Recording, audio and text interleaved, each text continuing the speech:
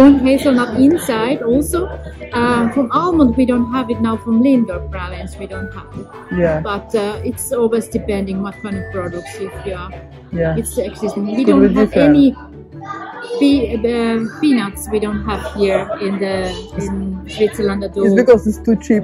Yeah. It's so cheap peanuts. And it's also it's more like it's not a Swiss taste and it's very allergic.